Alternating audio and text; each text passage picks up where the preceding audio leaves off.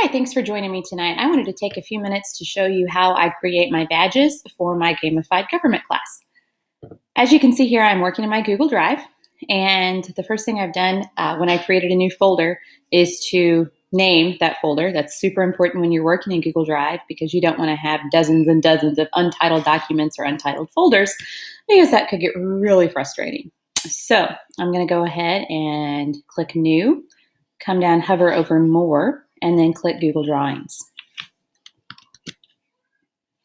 And now as my Google Drawing opens up, again, working in Google Drive, first thing I'm going to do is rename my untitled drawing.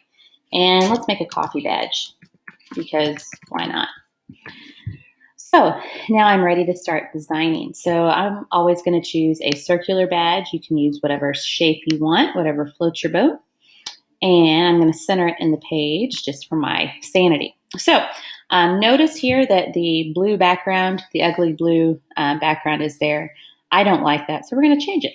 I'm a pink fan, so we'll pick a nice pretty pink color, make it a little lighter, and there we go.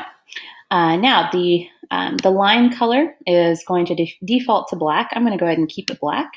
And when I'm looking at the line thickness, I'm always going to go either an 8 pixel or a 12 pixel because I think it makes it look more like an actual badge. So now I'm ready to add my image. I can upload an image from my computer, snapshot by URL, my albums, my Google Drive, or I can use the Google search feature, which I think is really cool because you're basically searching all of Google images to try to find the best image for your badge. So we'll just search coffee, see what comes up.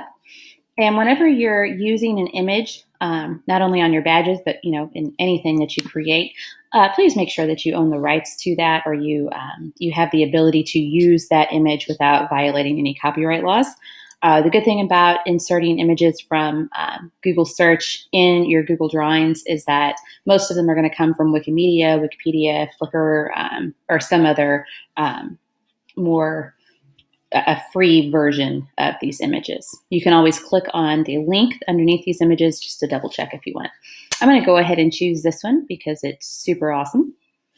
And obviously my image is going to be huge at first, so I'm going to take it down a couple notches. And there we go. And I'm going to center it in my badge. There we go. Looks good. And now I'm ready to add my text. So I'm going to go ahead and add a text box. Let's just put it right there on the coffee mug because awesome. So here's where you can play with fonts and get really creative. That's another reason I love working in Google because of the great fonts. My favorite at the moment is Mystery Quest. So we'll name this Coffee Guru.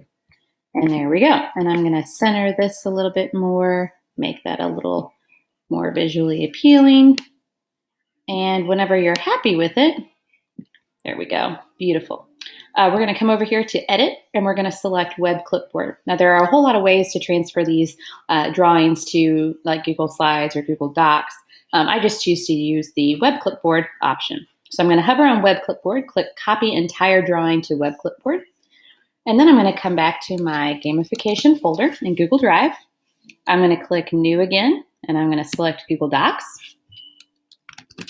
And once again, I'm going to rename my untitled document. It's a sanity saver. And we're going to call this Coffee Badge for Print. Oops, if I could type. There we go. All right, so now I'm going to go to my edit and I'm going to go to my web clipboard. And as you can see, I've got a lot of drawings and shapes here on my web clipboard. You can hover over each of these drawings just to make sure you're using the right one. There's my Coffee Guru. Now I'm obviously going to make this a lot smaller because I don't want to print these that big. That's a whole lot of ink. But anyway, when I'm ready to make some copies of this, I'm just going to Control Alt, Control C, and Control V. And there we go. And I've got these to paste. And there we go. So you can tab over if you need some more space in between your images, enter down, whatever you want to do, okay? So whenever you're ready to print at this point, then you can either, download it to a PDF if that works best for you, or you can just print it right here from Google Docs. So there's my quick tutorial. If you guys have any questions, please let me know. Thanks for listening.